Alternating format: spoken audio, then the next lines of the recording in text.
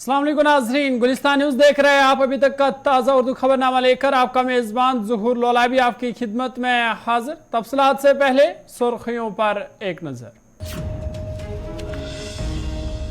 Imran Khan Toshakhana case में मुल्जिम करार, अदालत ने 3 साल की सजा सुनाई।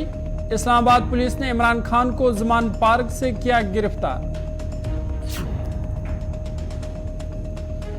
राजौरी में मिलिटेंट और फोर्स एहलकारों के बीच झड़प जारी, फायरिंग के तबादले में एक मिलिटेंट हलाक। सिक्योरिटी फोर्स ने पूरे इलाके को लिया मुहासरे में।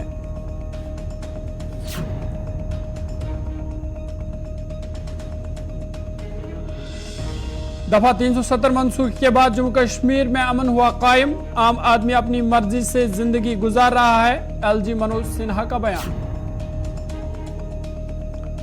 और दफा 370 मनसूखी के 4 साल मुकम्मल, बीजेपी ने जम्मू कश्मीर में मनाया जश्न। दीगर सियासी पार्टियों ने 5 अगस्त को सियाह दिन दिया करार।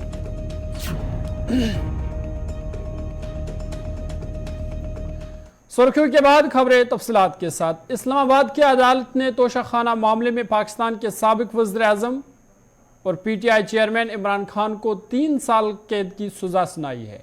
इस्लामाबाद की जिला अदालत के जज हुमायूं दिलावर ने तोशाखाना मामले में साबिक वज़ीर आज़म इमरान खान पर लगे इल्ज़ामात को दुरुस्त करार दिया और उनको 3 साल कैद और 1 लाख जुर्माने की सजा सुनाई।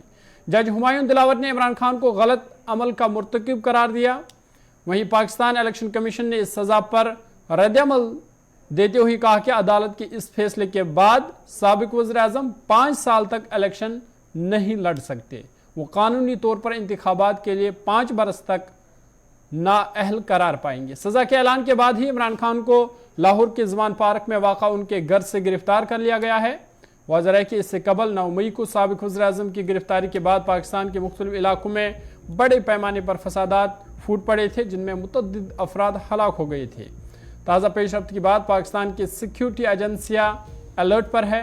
पाकिस्तान के कानून के मुताबिक इमरान खान के पास यह हक है कि वो इस सज़ा के खिलाफ आला अदालतों से रुजू कर सकते हैं और इस फैसले को चैलेंज कर सकते हैं।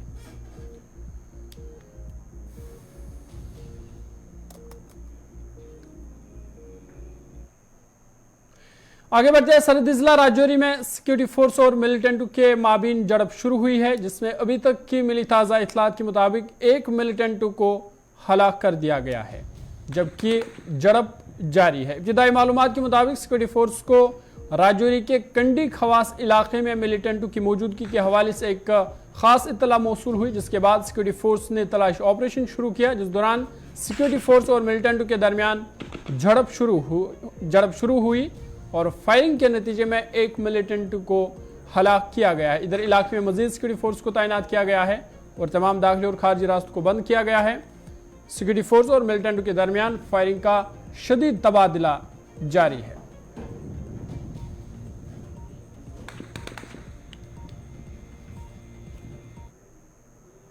सीधा आपको राजौरी लिए चलेंगे, जहां हमारे नुमाइंदे जमशीद हमारे साथ है। जमशीद, बहुत बहुत शुक्रिया ज्वाइन करने के लिए। जिस तरह से हम तस्वीरों में भी सुन पा रहे हैं कि फायरिंग का तबादला हो रहा है, धड़ाधड़ फायरिंग हो रही है, तो क्या यही सूरत हाल अभी भी है? दोनों अतराफ से फायरिंग का तबादला अभी भी जारी है? जो मैं आपको दे रहा हूं इसमें कि इस वक्त फायरिंग का सिलसिला जरूर थमा हुआ, मगर आज सुबह इस पूरे इलाके में, ख्वास के इलाके में मुश्तबा अफराद की नकल व हरकत देखे जाने के बाद बड़े पैमाने पर सर्च ऑपरेशन शुरू किया था। और सर्च ऑपरेशन देर शाम को एनकाउंटर में तब्दील हुआ, जहां पहले जराये के हवाले से खबर आई कि इस एनकाउंटर में एक मिलिटेंट को मार गिराया गया, मगर उसके बाद एडीजीपी जम्मू की तरफ से ये तस्दीक कर दी गई कि इस एनकाउंटर में एक मिलिटेंट को मार गिराया गया। और जराये के हवाले से जो खबर सामने आ रही थी कि 3 मिलिटेंटों का ग्रुप है जो इस इलाके में देखा गया था, जिसके बाद ये सर्च ऑपरेशन चलाया गया था। हालांकि उसके बाद फायरिंग का तबादला जरूर थमा हुआ, क्योंकि इस वक्त अंधेरा भी हो चुका है। दूसरी बड़ी बात है कि जंगल का इलाका होने के कारण काफी दुश्वारियां भी इस जंगल के अंदर आ सकती हैं, क्योंकि ये वही जंगल है जरूर जहां पिछले इसी साल की अगर बात करें, इससे पहले भी 1 जनवरी को जब ढांगरी में हमला हुआ था उसके बाद पूरे जंगल के अंदर एक बड़ा सर्च ऑपरेशन उस वक्त भी चलाया गया था, मगर उस वक्त किसी मिलिटेंट की मौजूदगी सामने नहीं आई। मगर आज अब सुबह इस इलाके को मुहासरे में लेकर सर्च ऑपरेशन शुरू किया गया, तो वो सर्च ऑपरेशन एनकाउंटर में तब्दील हुआ, जिसमें ये खबर सामने आ चुकी है कि एक मिलिटेंट को मार गिराया गया। और सर्च ऑपरेशन के साथ साथ इस वक्त पूरे इलाके को मुहासरे में लिया गया, जिसमें मजीद नफरी को भी यहाँ इन इलाकों में तैनात किया गया, क्योंकि अंधेरा होने के कारण मिलिटेंट इस जंगल से निकल ना पाए। इसको देखते हुए जम्मू कश्मीर पुलिस हो या सेना हो या सीआरपीएफ हो, इनने जंगल को पूरी चारों तरफ से मुहासरे में ले रखा हुआ है। जहूर, जमशेद, जिस तरह से आप बता रहे हैं कि गन्ना जंगलात है और रात का वक्त है, लाइट का मामला हो सकता है, तो क्या रात को इनकाउंटर या सर्च ऑपरेशन को कॉल ऑफ कर दिया जाएगा?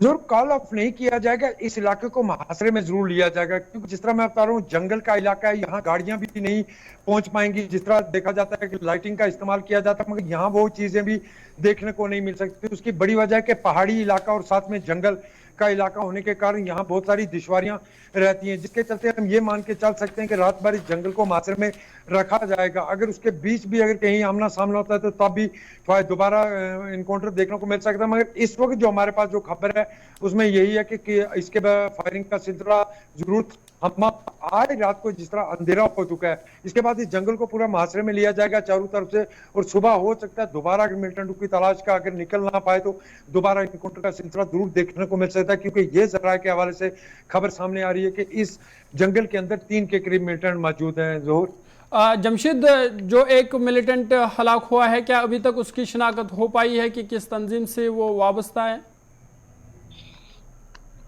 तो अभी तक इस मिलिटेंट की शिनाख्त या किस तंजीम से कहना बहुत मुश्किल होगा, क्योंकि जिस तरह मैं बता रहा हूँ कि घना जंगल दूर दराज का इलाका, राजौरी से तकरीबन 90 से 100 किलोमीटर दूर इलाका पड़ता है, एक पसमंदा सा इलाका है और घना जंगल है इस इलाके में। यहाँ तक पहुंचना भी बहुत सारी दुश्वारियां हैं, और मिलिटेंट की डेड बॉडी रिकवर हुई या नहीं हुई अभी तक जराये के हवाले से एक खबर भी सामने नहीं है कि उसकी बॉडी को रिकवर कर लिया गया या नहीं कर लिया गया। मैं जिस तरह बता रहा हूँ सुबह तक पूरा इसमें तफसील आ जाएगी कि मिलिटेंट किस तंजीम से था, कहाँ से ये लोग यहाँ पहुंचे थे, पूरी इस तस्वीर जो है ये सुबह तक ही साफ हो पाएगी। इस वक्त इस हवाले से कुछ कहना बहुत ज्यादा मुश्किल है। चलिए जमशेद, बहुत बहुत शुक्रिया तफसीलात फराम करने के लिए। राजौरी से हमारे नुमाइंदे जमशेद तफसील फराम कर रही थी, तो इनका कहना था कि कंडी खवास इलाके में ये इनकाउंटर शुरू हुआ है, जहां आज सुबह से ही मशकूक अफराद की नकलो हरकत देखी गई, जिसके बाद लगातार सिक्योरिटी फोर्स का सर्च ऑपरेशन जारी था और शाम होते होते ये सर्च ऑपरेशन इनकाउंटर में तब्दील हुआ, जिस दौरान दोनों अतराफ की जानिब से गोलियों का तबादला शुरू हुआ। और अभी तक जो है इस इनकाउंटर में एक मिलिटेंट हलाक हुआ है। ताहम इस वक्त ताज़ा अपडेट यह है कि अभी गोलियों का जो तबादला है वो थम सा गया है, खामोशी है। ताहम फिलहाल इलाके में अभी लगातार सर्च ऑपरेशन जारी है।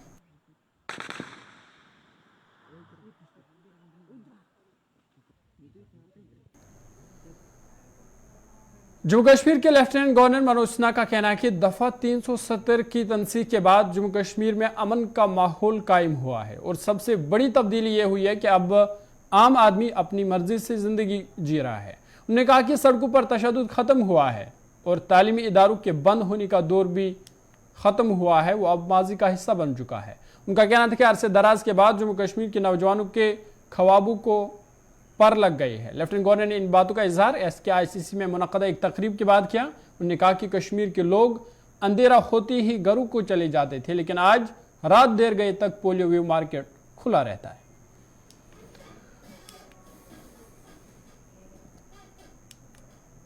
स्वाभाविक रूप से सबसे बड़ा बदलाव ये हुआ है कि अब जम्मू कश्मीर का आम आदमी अपनी मर्जी से जी रहा है। सड़क पर जो हिंसा होती थी वो समाप्त हो गई है। आतंकवादी अलगावादी संगठन और पाकिस्तान के इशारे पर 150 दिन से ज़्यादा जो बंद रहता था, स्कूल कॉलेज बिजनेस, वो दिन समाप्त हो गए। अंधेरा होते ही लोग घर जाने की ओर उन्मुख होते थे। अब देर रात तक पोलो व्यू मार्केट में दुकानें खुली हुई हैं। झेलम के किनारे नौजवान आइसक्रीम खाते हुए गिटार बजाकर गाने गा रहा है। ये बड़ा बदलाव है जो मैं समझता हूँ कि लंबे समय बाद जम्मू कश्मीर के युवाओं के सपने को पंख लगा है, और वो आने वाले दिनों में देश में बाकी राज्यों का जो योगदान है उससे कम योगदान जम्मू कश्मीर का नहीं होगा। और मुझे लगता है कि जैसे अतीत जम्मू कश्मीर का बहुत ही उज्जवल रहा है। शारदा पीठ के नाते दुनिया को ज्ञान और भाईचारा सिखाने वाला क्षेत्र रहा है। फिर से जम्मू कश्मीर अपना वो गौरव प्राप्त करेगा। जम्मू कश्मीर बीजेपी के सदर रविंदर रैना ने कहा कि दफा 370 मनसूखी के बाद समाज के हर तबके के साथ इंसाफ हुआ है। उन्होंने कहा कि सबको बराबर हुकूक मिले। मोदी हुकूमत में सबका फायदा हुआ है। बीजेपी सबका साथ, सबका विकास और सबके विश्वास के मिशन पर काम कर रही है। पूरे जम्मू कश्मीर में चाहे हमारे गुजर बकरवाल भाई हों, गद्दी सीपी हों, शीना हों, ओबीसी कम्युनिटी के लोग हों, विस्थापित हों, रेफ्यूजीज़ हों, वेस्ट पाकिस्तानी रेफ्यूजीज़ हों, समाज के हर वर्ग का भला मोदी साहब ने किया है। सबका साथ, सबका विकास और सबका विश्वास, इस मिशन के साथ हमेशा मोदी साहब ने काम किया है। जम्मू कश्मीर में चाहे गुजर बकरवाल हों, पहाड़ी कबीले के लोग हों, ओबीसी हों, चाहे रेफ्यूजीज़ हों, कश्मीर के हों, जम्मू के हों, रजौरी, पुंछ, डोडा, किश्तवाड़, रामबन, जम्मू, सांबा, कठुआ, उधमपुर हो, हर शख्स हमारा है और मोदी साहब ने सबका भला किया है, एक साथ सबको लिया है। खबरनामा जारी है। वक्त है छोटे से ब्रेक का। ब्रेक के बाद जल्द हाजिर होंगे।